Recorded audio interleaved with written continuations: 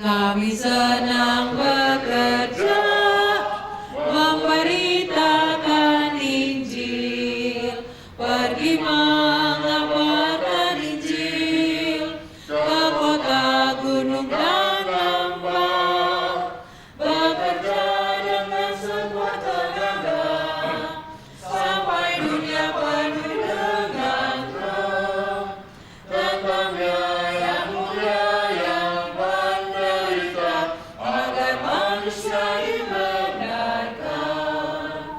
Segalanya buat Kristus, kerja, cinta, dan setia kami. Segalanya buat Kristus, pujian, hormat, dan sembah. Segalanya buat Kristus, Dia berkorban buat kita. Dengan syukur kami nyanyi sorak selamanya buat Kristus. Segalanya buat Kristus, kerja, cinta, dan setia kami. Segalanya buat Kristus, pujian, hormat, dan sembah. Segalanya buat Kristus, Dia berkorban buat kita. Dengan syukur kami nyanyi sorak selamanya buat Kristus. Mari kita sama-sama berdoa. Ya Tuhan Allah Bapa kami yang berada di dalam tahta kerajaan surga yang mulia, Allah yang baik. Pada pagi hari yang indah ini Tuhan, hamba-Mu datang kepadamu, merendahkan hati dan pikiran, agar Engkau Tuhan mau mengurapi hamba-Mu, agar apa firman yang akan dibawakan dapat membawa kami Tuhan untuk lebih dekat kepadamu dan menguatkan iman kami Tuhan, dan ini semuanya untuk kepujian bagi nama-Mu saja. Berkati umat-umat-Mu Tuhan di tempat ini, biarlah Roh Kudus juga tinggal dalam hati kami semuanya, agar segala firman ini dapat kami terapkan dalam kehidupan kami.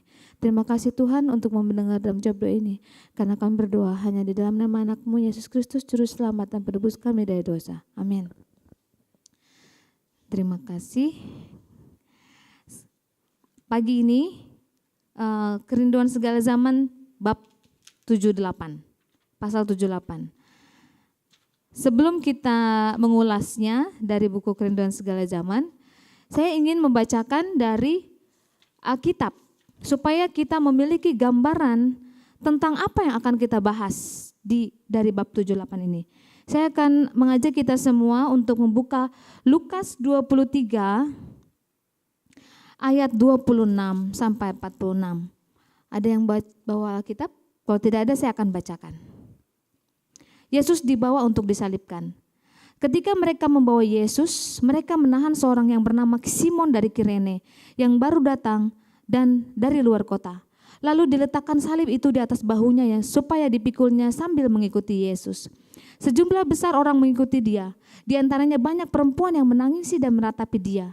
Yesus berpaling kepada mereka dan berkata, "Hai putri-putri Yerusalem, janganlah kamu menangisi aku, melainkan tangisilah dirimu sendiri dan anak-anakmu.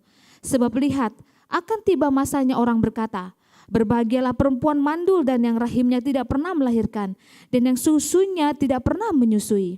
Maka orang akan mulai berkata kepada gunung-gunung, runtuhlah menimpa kami, dan kepada bukit-bukit timbunilah kami. Sebab jikalau orang berbuat demikian dengan kayu hidup, apakah yang akan terjadi dengan kayu kering? Dan ada juga digiring dua orang lain, yaitu dua penjahat, untuk dihukum mati bersama-sama dengan dia." Yesus disalibkan. Ketika mereka sampai di tempat yang bernama Tengkorak, mereka menyalibkan Yesus di situ dan juga kedua orang penjahat itu, yang seorang di sebelah kanannya dan yang lain di sebelah kirinya. Yesus berkata, "Ya Bapa, ampunilah mereka, sebab mereka tidak tahu apa yang mereka perbuat." Dan mereka membuang undi untuk membagi pakaiannya. Orang banyak berdiri di situ dan melihat semuanya. Pemimpin-pemimpin mengejek dia, katanya, "Orang lain ia selamatkan, biarlah sekarang ia menyelamatkan dirinya sendiri jika ia adalah Mesias, yang orang yang dipilih Allah. Juga prajurit mengolok-ngolok dia. Mereka mengunjukkan anggur asam kepadanya dan berkata, jika engkau adalah anak raja, jika engkau adalah raja orang Yahudi, selamatkanlah dirimu. Ada juga tulisan di atas kepalanya, inilah raja orang Yahudi. Seorang dari penjahat yang digantung itu menghujat dia, katanya, bukankah engkau adalah Kristus? Selamatkanlah dirimu dari kami. Tetapi yang seorang menegur dia, katanya, tidakkah engkau takut juga tidak kepada Allah, sedang engkau menerima hukuman yang sama? Kita memang selayaknya dihukum, sebab kita menerima balasan yang setimpal dengan perbuatan kita. Tetapi orang ini tidak berbuat sesuatu yang salah. Lalu ia berkata, Yesus, ingatlah akan aku apabila engkau datang sebagai raja. Kata Yesus kepadanya, aku berkata kepadamu, sesungguhnya hari ini juga engkau akan ada bersama-sama dengan aku di dalam Firdaus. Jadi itulah gambaran ulasan dari bab 78. Rombongan orang yang mengikuti Yesus dari ruang pengadilan ke Golgota. Mereka semua apa? Melihat bagaimana Yesus akhirnya harus menanggung segala dosa-dosa.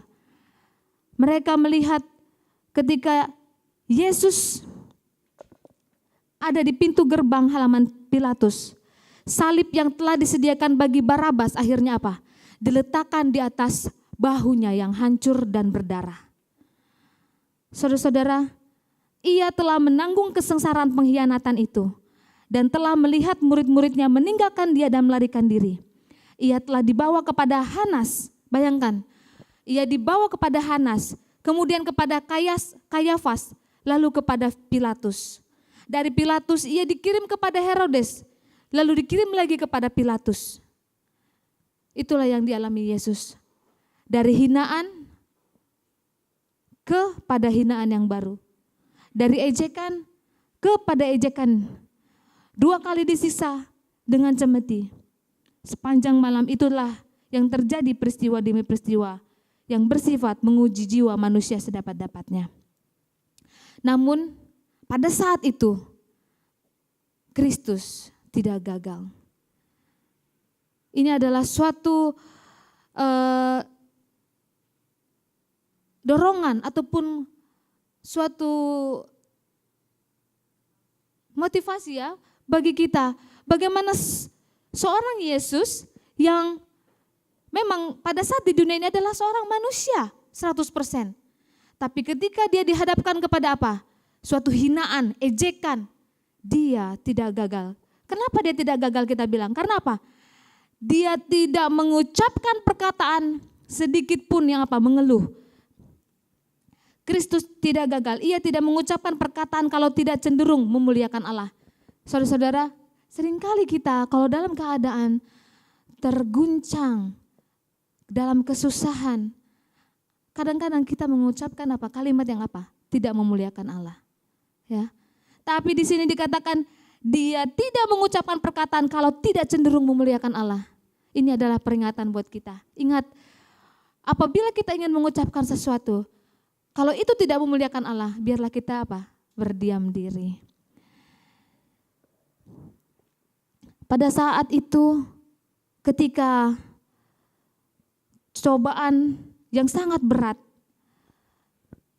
tidak ada seorang yang apa? Mau membantu Yesus untuk menanggung salib. Namun pada saat itu, seorang asing, saudara-saudara, ini adalah seorang asing yang bernama Simon orang Kirene. Dia itu datang dari luar kota. Dan dia melihat bahwa apa? Yesus sedang diejek dengan kata-kata kotor dari orang banyak. Ia mendengar perkataan yang diulang-ulang apa? Dengan penuh penghinaan. Dikatakan, bukalah jalan bagi raja orang Yahudi. Lalu orang Simon Kirene ini berhenti dan keheran-heranan melihat peristiwa ini. Lalu dia mengungkapkan belas kasihannya. Namun ketika dia mengungkapkan belas kasihannya, prajurit-prajurit itu segera apa? Menangkap dia. Dan akhirnya apa? Meletakkan salib di bahu Simon orang Kirene ini. Sebenarnya Simon ini bukanlah murid Yesus, bukan. Namun anak-anaknya laki-laki adalah orang-orang yang percaya akan juru selamat. Dikatakan bahwa apa? Menanggung salib ke Golgota merupakan suatu berkat bagi Simon. Dan sejak waktu itu ia berterima kasih karena bimbingan ilahi. Hal itu menuntun dia untuk menanggung salib Kristus atas pilihannya sendiri dan senantiasa berdiri dengan gembira di bawah bebannya. Ini juga templakan buat kita. Orang asing, kita bukan orang asing, kita sudah mengenal Yesus. Tapi dia ini orang asing yang mau apa? Menanggung beban. Dia mau untuk menunjukkan belas kasihannya. Dan dia apa? Dikatakan itu adalah pilihannya sendiri.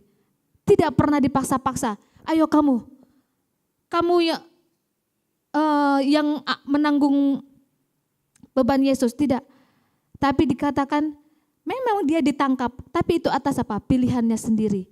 Dan dia berdiri dengan gembira, senantiasa berdiri dengan gembira di bawah bebannya.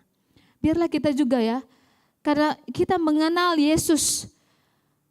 Tapi kadang-kadang kalau misalnya terjadi mungkin kita tidak tahu, ada orang yang mungkin melihat kita, oh dia ini orang Kristen pada saat penganiayaan. Apakah kita akan mundur dan kita tidak mengungkapkan identitas kita bahwa kita adalah orang Kristen?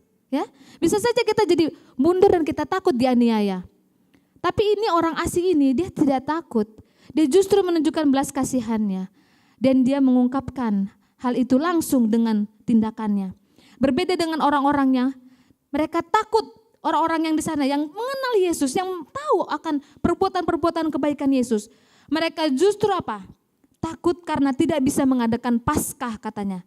Sungguh, ya mungkin kalau zaman itu kita hidup, kita juga tidak tahu akan berada di mana ini. Apakah di orang-orang Yahudi yang tidak bisa ya menolong Yesus karena mereka takut? Ya mungkin kita bisa jawab itu di dalam hati kita sendiri.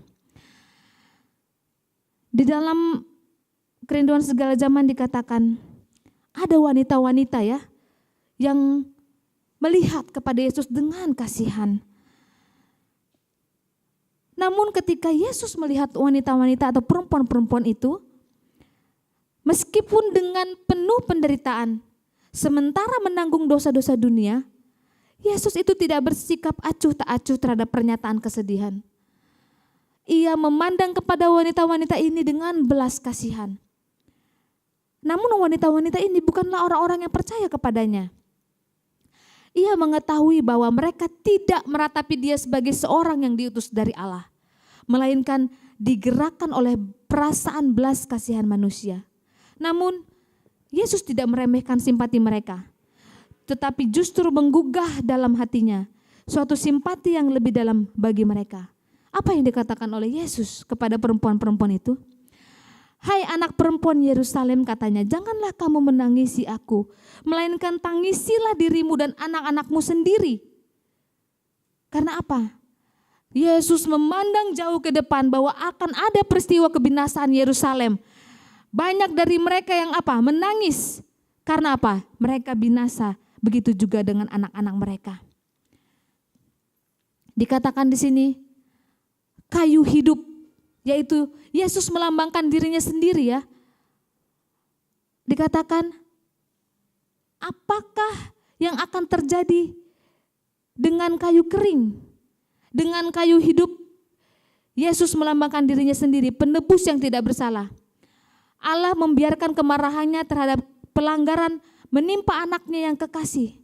Yesus harus disalibkan karena dosa-dosa manusia. Kalau begitu, penderitaan apakah akan ditanggung oleh orang-orang berdosa yang terus-menerus dalam dosa? Semua orang yang tidak bertobat dan tidak percaya akan mengalami kesusahan dan kesengsaraan yang tidak dapat diungkapkan dengan bahasa.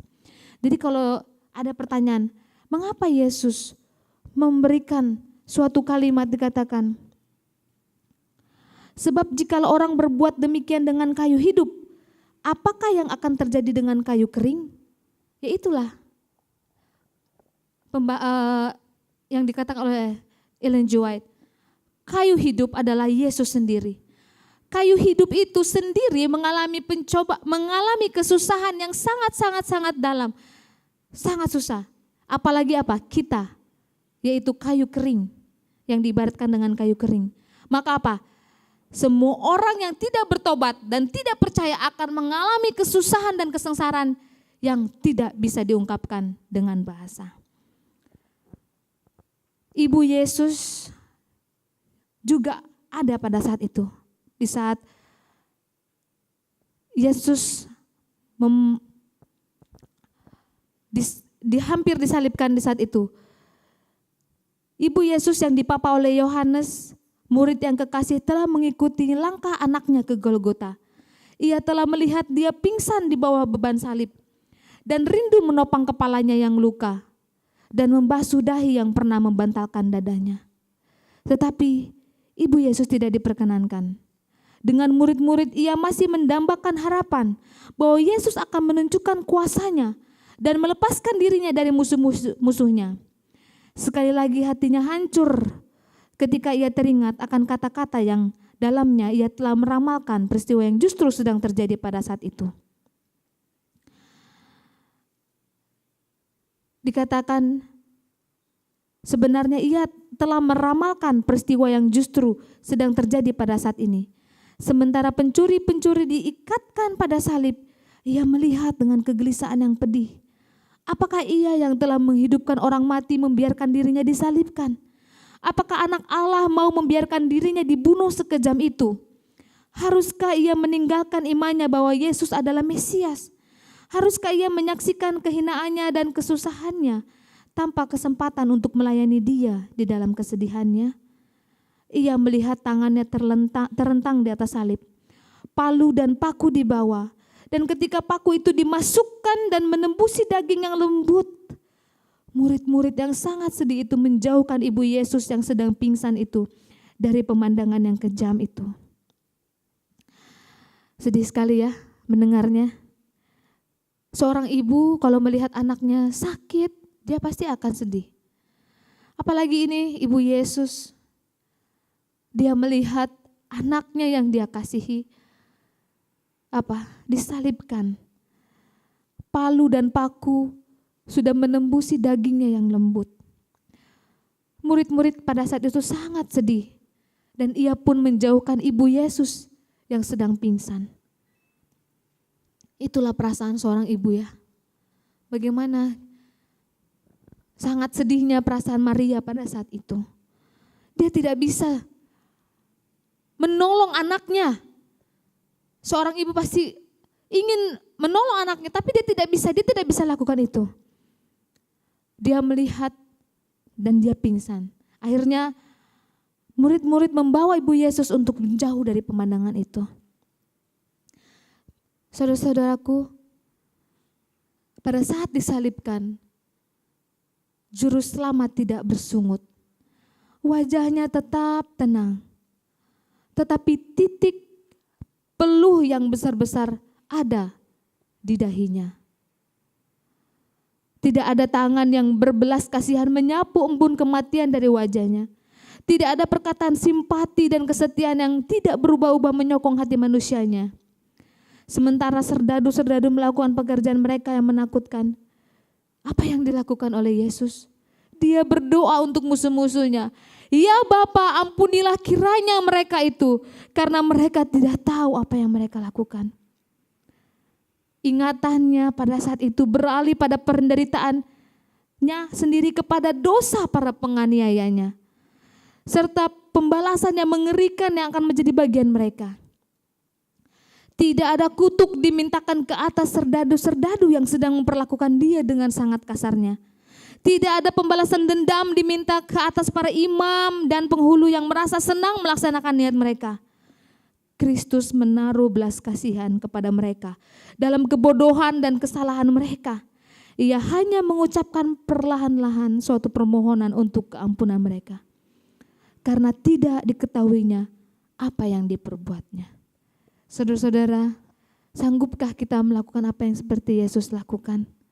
Sanggupkah kita ketika kita dihina, diejek, diperlakukan tidak adil, kita dipersalahkan untuk kesalahan yang tidak kita lakukan. Namun kita tidak pernah mengutuk orang-orang yang mempersalahkan kita. Kita tidak pernah ingin membalas dendam. Namun Yesus bisa melakukannya. Inilah ingatan kepada kita semua, peringatan. Bagaimana kita dituntut untuk bisa melakukan hal seperti ini. Memang sulit, tapi Yesus sudah melakukannya. Sekiranya mereka telah mengetahui bahwa mereka sedang menyiksa seorang yang datang hendak menyelamatkan umat yang berdosa dari kebinasan kekal, maka sudah tentu mereka dipenuhi dengan penyesalan dan kengerian. Tapi saudara-saudara, dikatakan di sini, itu perihal tidak berpengetahuan di pihak mereka tidak menghilangkan kesalahan mereka. Karena apa? Karena mereka diberi kesempatan untuk mengetahui dan menerima Yesus sebagai juru selamat mereka. Jadi tidak ada yang namanya apa? Oh, karena tidak tahu bahwa Yesus adalah juru selamat, mereka tidak bersalah. Tidak. Di sini tegas dikatakan, tetapi perihal tidak berpengetahuan di pihak mereka tidak menghilangkan kesalahan mereka, karena mereka diberi kesempatan untuk mengetahui dan menerima Yesus sebagai juru selamat mereka. Beberapa dari mereka masih mau melihat dosa mereka dan bertobat. Ada pula yang oleh sifat mereka yang tidak mau bertobat, tidak akan memungkinkan doa Kristus dijawab bagi mereka. Doa Kristus bagi musuh-musuhnya meliputi seluruh dunia. Jadi tidak hanya pada orang-orang Yahudi, tapi bagi seluruh dunia. Doa itu menerima setiap orang berdosa yang pernah hidup dan harus hidup. Yaitu kita yang pada zaman ini. Dikatakan kepada semua orang keampunan ditawarkan dengan bebas. Barang siapa mau, boleh mendapat damai dengan Allah dan mewarisi hidup kekal. Segera setelah Yesus dipakukan di salib, orang-orang kuat mengangkat salib itu dengan kerasnya menancapkannya ke tempat yang sudah disediakan untuk maksud itu. Hal ini menyebabkan kesengsaraan yang paling hebat bagi anak Allah. Katanya, dikatakan hal ini menyebabkan kesengsaraan yang paling hebat bagi anak Allah. Kalau kita nonton peristiwa di Golgota, kita memang pasti menangis. Kita melihat bahwa cara mereka menancapkan itu, mereka menarik tali, menancapkan salib itu, dan tangan Yesus robek. Kita sepertinya langsung teriris hati kita. Dan itu pun yang dirasakan oleh Yesus pada saat itu. Itu adalah apa? Hal yang paling, dikatakan? Kesengsaraan yang paling hebat baginya. Lalu di sini dikatakan Pilatus menulis sesuatu, tulisan dalam bahasa Ibrani, Yunani, dan Latin. Dan menaruhnya di salib di atas kepala Yesus. Bunyinya, Yesus orang Nazaret, Raja orang Yahudi. Dan tulisan itu akhirnya apa? Menimbulkan amarah orang Yahudi. Padahal di pengadilan, Pilatus,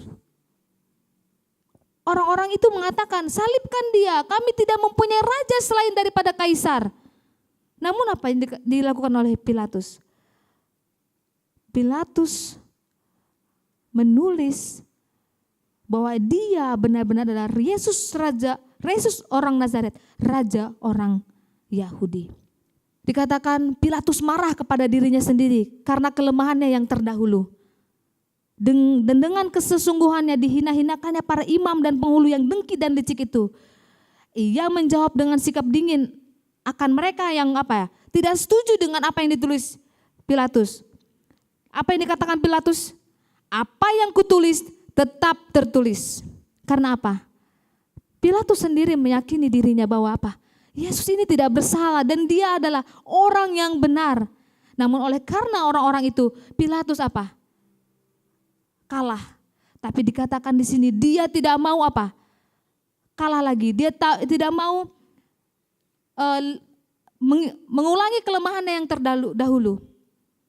Akhirnya dia menetapkan dirinya untuk mengakui Yesus orang Nazaret, dialah Raja orang Yahudi. Dikatakan setelah itu orang-orang masih mengejek dia. Hei, jikalau engkau anak Allah, kata mereka, turunlah dari kayu salib itu. Lalu dikatakan, orang lain ia selamatkan, tetapi dirinya sendiri tidak dapat ia selamatkan. Hai Kristus, Raja orang Israel, turunlah sekarang dari atas kayu salib, supaya kami lihat dan percaya. Tapi apa yang dilakukan oleh Yesus? Sebenarnya Kristus dapat turun dari salib, tetapi karena ia tidak mau menyelamatkan dirinya, orang berdosa mempunyai harapan keampunan dan anugerah Allah. Dalam ejekan mereka terhadap juru selamat, orang-orang yang mengaku diri penafsir nubuatan sedang mengulangi perkataan yang sama yang telah dinubuatkan akan mereka ucapkan pada kesempatan ini. Lalu dikatakan lagi, kepada Yesus dalam kesengsaraannya di salib, datanglah suatu cahaya penghiburan. Apakah cahaya penghiburan itu? Saudara-saudara baca di dalam Lukas itu dikatakan, ada 2 orang pencuri yang disalibkan bersama-sama dengan Yesus di sebelah kanan dan sebelah kirinya. Kedua orang yang disalibkan dengan Yesus itu pada mulanya apa? Menghina Yesus, menista dia. Dan seorang pencuri yang karena penderitaannya dia putus asa dan bersifat menentang. Tapi temannya yang satu lagi, orang ini sebenarnya bukan seorang penjahat yang sedang mengeraskan hati.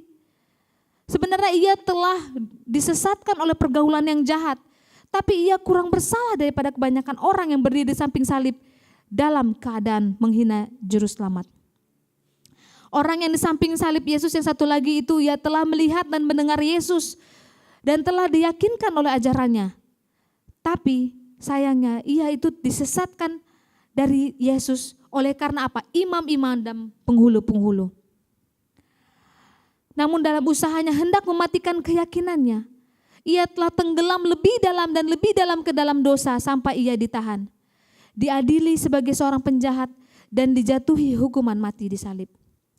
Dalam ruang pengadilan dan dalam perjalanan ke Golgota, dia bersama-sama dengan Yesus. Ia telah mendengar Pilatus menyatakan, aku tidak mendapati kesalahan apapun kepadanya.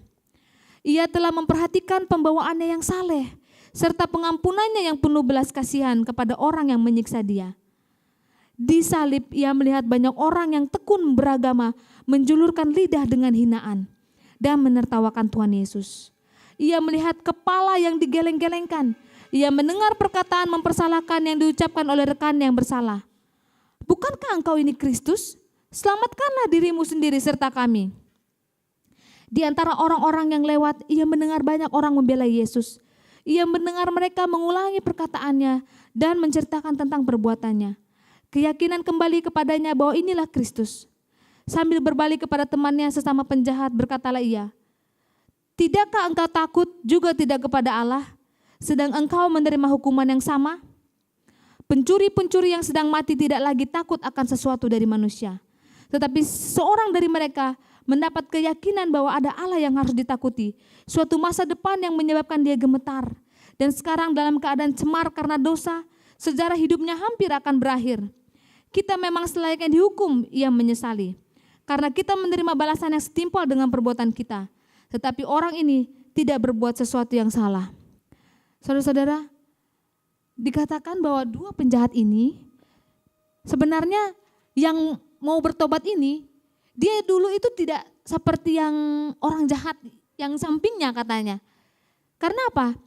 Sebenarnya dia sudah yakin dengan Yesus, tapi dia apa? Dikatakan dia dihalang-halangi, disesatkan oleh imam, dan penghulu-penghulu. Sebenarnya dia mau yakin akan Yesus, tapi dia disesatkan oleh imam-imam dan penghulu-penghulu. Makanya ketika dia bersama-sama dengan Yesus menuju Golgota, dia selalu mengingat-ingat akan Yesus, dan dia melihat kebaikan dia ketika dia dihina, diejek, dia ditikam atau di apapun. Yesus tidak pernah mengatakan patah kata pun yang melukai orang-orang tersebut. Lalu dia pun mendengar orang-orang yang di kerumunan itu, apa yang telah dilakukan Yesus, menyembuhkan, mengobati, membangkitkan orang mati, dan melakukan segala kebaikan. Itu yang dia ingat. Akhirnya dia pun takut akan Allah. Dia katakan kepada temannya, mengapa engkau tidak takut kepada Allah? Dan disitulah pertobatan pencuri itu. Dikatakan di sini, kalau kita memang seharusnya dihukum, tapi orang ini adalah orang yang benar. Orang ini tidak pernah berbuat sesuatu yang salah. Disitulah pengakuan dia. Tidak ada pertanyaan sekarang, tidak ada keraguan, tidak ada celaan. Ketika dinyatakan bersalah karena kejahatannya, pencuri itu hilang harapan dan putus asa. Tetapi kini timbullah pikiran yang aneh dan penuh kasih. Ia berusaha mengingat kembali segala sesuatu yang telah didengarnya tentang Yesus. Bagaimana ia telah menyembuhkan orang sakit dan mengampuni dosa. Itulah yang tadi saya katakan. Dalam Yesus yang sudah dihancurkan, diejek dan tergantung di salib, ia melihat anak domba Allah yang mengangkut dosa manusia. Dikatakan harapan dia pada saat itu, Yesus, ingatlah akan aku apabila engkau datang sebagai raja. Itulah pengharapan penjahat yang bertobat itu. Lalu dengan jawab Yesus katakan dengan nada lembut dan merdu, dengan sesungguhnya aku berkata kepadamu, pada hari ini engkau akan bersama-sama dengan aku di dalam Firdaus. Dikatakan di sini, berjam-jam lamanya selama menderita kesengsaraan terdengarlah oleh Yesus segala hinaan dan ejekan. Sementara ia tergantung di salib, masih juga terdengar olehnya bunyi ejekan dan kutukan. Dengan hati yang penuh kerinduan, ia telah berusaha mendengar suatu pernyataan iman dari murid-muridnya. Ia telah mendengar hanya perkataan sedih. Kita berharap bahwa ialah yang akan membebaskan bangsa Israel. Itulah sebabnya alangkah menyenangkan bagi juru selamat mendengar ucapan iman dan kasih dari pencuri yang hampir mati. Saudara-saudaraku, dari muridnya sendiri tidak ada dia dengar suatu pernyataan iman akan dia sebagai Mesias, sebagai juru selamat. Dia ingin mendengarkan itu dari murid-muridnya. Tapi apa? Dia mendengar itu dari apa? Pencuri yang hampir mati. Dikatakan sementara orang-orang Yahudi yang terkemuka menyangkali dia, malah murid-murid sekalipun meragukan keilahiannya, pencuri yang malang itu di tepi jurang kekekalan memanggil Yesus Tuhan. Banyak orang bersedia memanggil dia Tuhan ketika ia mengadakan mukjizat dan sesudah ia bangkit dari kubur. Tetapi tidak seorang pun mengakui dia sementara ia tergantung hampir mati di salib kecuali pencuri yang menyesal yang diselamatkan pada saat terakhir. Ini kayaknya benar-benar seperti ironis. Orang penjahat itu yang justru menyatakan imannya pada saat apa? Salib. Tidak ada didengar oleh Yesus iman dari murid-muridnya. Malah mereka meragukan keilahian Yesus. Sedih hati Yesus, tapi dia melihat ada seorang penjahat yang memiliki iman dan kasih kepadanya pada saat itu. Saudara-saudara, pada saat Yesus berkata kepada orang jahat itu, mereka yang telah bertengkar tentang jubah Kristus di kaki salib dan membuang undi di atasnya, berhenti hendak mendengarkan. Nada suara mereka yang marah-marah didiamkan. Dengan menahan napas, mereka memandang kepada Kristus dan menunggu sambutan dari bibir yang hampir mati itu. Ketika ia mengucapkan janji, awan gelap yang tampaknya menyelubungi salib ditembusi dengan terang yang cerah dan hidup. Kepada pencuri yang bertobat itu datanglah damai penerimaan Allah yang sempurna. Kristus dalam kehinaannya telah dimuliakan. Ia yang pada pemandangan segala mata sudah dikalahkan sebenarnya adalah seorang pemenang. Ia diakui sebagai penanggung dosa. Manusia dapat menjalankan kuasanya atas tubuh manusianya. Mereka dapat menembusi pelipis yang suci dengan mahkota diri. Mereka dapat menanggalkan jubahnya dan mempertengkarkan pembagiannya. Tetapi mereka tidak dapat merampas daripadanya kuasanya untuk mengampuni dosa. Dijelaskan di sini, ketika Yesus berkata, "Aku berkata padamu pada hari ini, engkau akan bersama-sama dengan aku di dalam Firdaus." Kristus tidak menjanjikan bahwa pencuri itu seharusnya bersama-sama dengan dia pada hari itu juga. Karena ia sendiri tidak pergi pada hari itu ke Firdaus. Ia tidur di dalam kubur dan pada pagi kebangkitan berkatalah ia, aku belum pergi kepada Bapa. Jadi sudah jelas, bukan pada hari itu juga penjahat itu apa? Berada di dalam Firdaus. Karena Yesus pun pada saat itu dia masih di dalam kubur hari itu. Pada hari ini sementara mati disalib sebagai seorang penjahat, Kristus memastikan kepada orang berdosa yang malang itu, engkau akan bersama-sama dengan aku di dalam Firdaus. Dikatakan di sini, dengan keheran-heranan, malaikat-malaikat memandang kasih Yesus yang tidak terbatas. Meskipun menderita kesengsaraan pikiran dan tubuh yang paling hebat, memikirkan hanya orang lain dan memberanikan jiwa yang bertobat untuk percaya. Dengan kerendahannya ia sebagai nabi telah menyapa anak-anak perempuan Yerusalem sebagai imam dan pembela. Ia telah memohon kepada Bapa untuk mengampuni para pembunuhnya sebagai seorang juru selamat yang penuh kasih sayang. Ia telah mengampuni dosa-dosa pencuri yang bertobat itu. Di sini dikatakan, sementara mata Yesus mengamati orang banyak di sekelilingnya, ia melihat apa? Ia melihat sosok tubuh seorang menarik perhatiannya. Di kaki salib itu berdirilah ibunya, ditopang oleh Yohanes muridnya. Ia tidak tahan tinggal jauh-jauh dari anaknya dan Yohanes, karena ia mengetahui kesudahannya sudah hampir. Dikatakan, hai perempuan, lihatlah anakmu. Lalu dikatakan kepada Yohanes, lihatlah ibumu. Yohanes mengerti perkataan Kristus dan menerima tanggung jawab itu. Dengan segera ia membawa Maria ke rumahnya dan sejak saat itu menjaga dia dengan lembut. Dikatakan di dalam kesengsaraan Yesus, dia tetap mengingat apa? Ibunya. Ia tetap menaruh perhatian terhadap ibunya. Yesus tidak mempunyai uang untuk menyediakan kesenangan baginya. Tetapi Yesus tersimpan dalam hati Yohanes. Dan ia memberikan ibunya kepadanya sebagai warisan yang berharga. Dengan demikian ia menyediakan baginya sesuatu yang paling diperlukannya. Simpati yang lemah lembut dari seorang yang mengasihinya sebab ia mengasihi Yesus. Jadi Yohanes mengasihi Yesus. Karena di hati Yohanes ada Yesus, maka ia pun bisa mengasihi ibunya Yesus. Dan dalam menerimanya sebagai suatu tanggung jawab yang suci, Yohanes sedang menerima suatu berkat yang besar. Ibu itu senantiasa merupakan pengingat tentang gurunya yang kekasih. Satu lagi teladan yang Yesus berikan, teladan yang sempurna tentang cinta Kristus terhadap orang tua, bersinar dengan kemuliaan yang tidak samar-samar dari kabut sepanjang zaman. Selama hampir 30 tahun dengan bekerja keras setiap hari ia telah menolong menanggung beban di rumah tangga. Dan sekarang dalam kesengsaraannya yang terakhir sekalipun, ia teringat untuk menyediakan keperluan ibunya yang sudah janda dan sudah bersusah itu. Wah, hebat sekali Yesus. Dia di dalam segala hal memberikan teladan yang sempurna. Dia menunjukkan cinta dia kepada ibunya.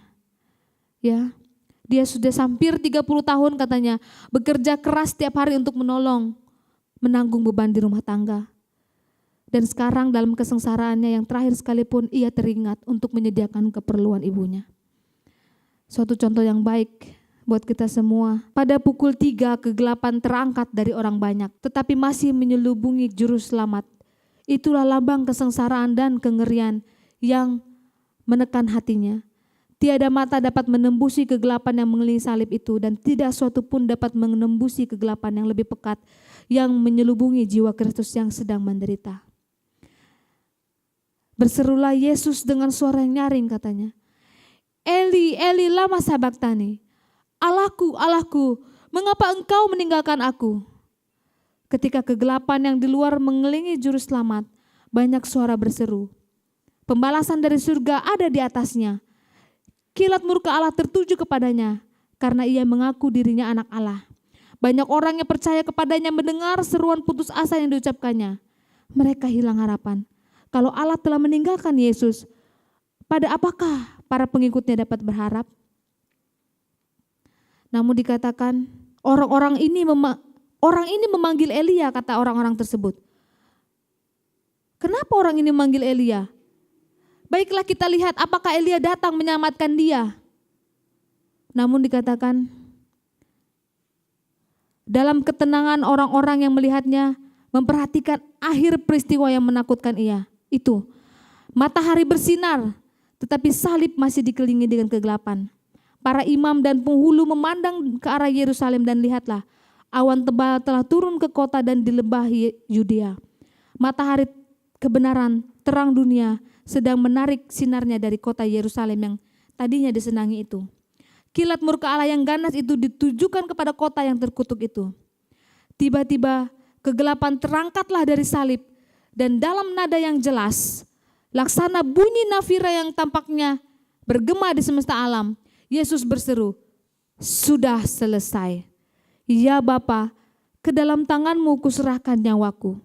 Suatu terang mengelilingi salib dan wajah juru selamat bersinar dengan kemuliaan seperti matahari.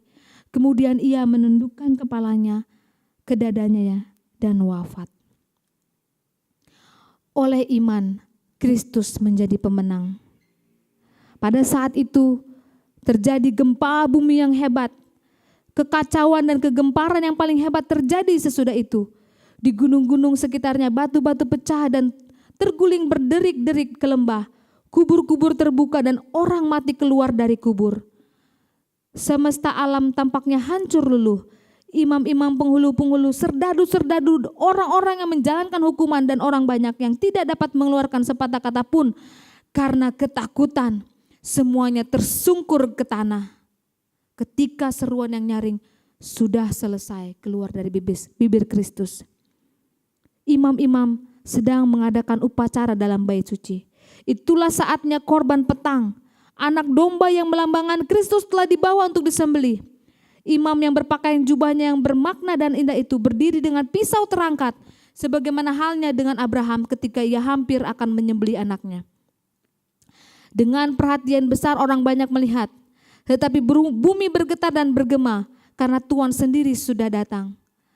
Karena Tuhan sendiri datang dekat. Dengan bunyi koyak tirai di dalam bait suci tercarik dari atas ke bawah oleh tangan yang tidak kelihatan. Membukakan pada pemandangan orang banyak tempat yang biasanya dipenuhi dengan hadirat Allah. Disinilah Allah telah menunjukkan kemuliaannya di atas tutupan grafirat. Tidak seorang pun kecuali imam besar pernah mengangkat tirai yang memisahkan ruangan ini dari ruangan bait suci lainnya. Semuanya adalah ketakutan dan kekacauan. Imam hampir akan menyembelih korban, tetapi pisau jatuh dari tangannya yang lemah dan anak domba pun terlepaslah. Upacara bayangan telah bertemu dengan yang dibayangkan dalam kematian anak Allah. Korban yang besar telah diadakan. Jalan menuju tempat yang maha suci sudah terbuka lebar. Suatu jalan baru dan hidup tersedia bagi semuanya. Tidak perlu lagi manusia berdosa yang bersusah itu menantikan kedatangan imam besar. Sejak saat itu, juru selamat harus mengadakan tugas sebagai imam dan pembela di surga. Hal itu seolah-olah suara yang hidup yang telah berbicara kepada orang-orang yang berbakti. Sekarang segala korban dan persembahan karena dosa sudah berakhir. Anak Allah sudah datang sesuai dengan sabdanya. Sungguh aku datang dalam gulungan kitab. Ada tertulis tentang aku untuk melakukan kehendak-Mu ya Allahku. Dengan membawa darahnya sendiri dan dengan itu ia telah mendapat kelepasan yang kekal. Jadi cerita tentang Golgota sudah dijelaskan dengan sangat-sangat rinci oleh buku Kerinduan Segala Zaman. Tidak ada pertanyaan lagi menurut saya karena sudah jelas. Saya bacakan yang penting-penting kita semua sudah dengar. Dan biarlah salib Golgota, cerita tentang Golgota ini bisa membawa kita untuk menjadi anak-anak Tuhan yang lebih baik lagi penyerahannya kepada Tuhan. Kalau Yesus tidak menyerahkan dirinya kepada Bapanya di surga, dia tidak bisa menjadi juru selamat kita. Biarlah renungan pagi kita pada pagi hari ini bisa membawa kita untuk lebih baik lagi dan lebih dekat lagi kepada Tuhan. Amin.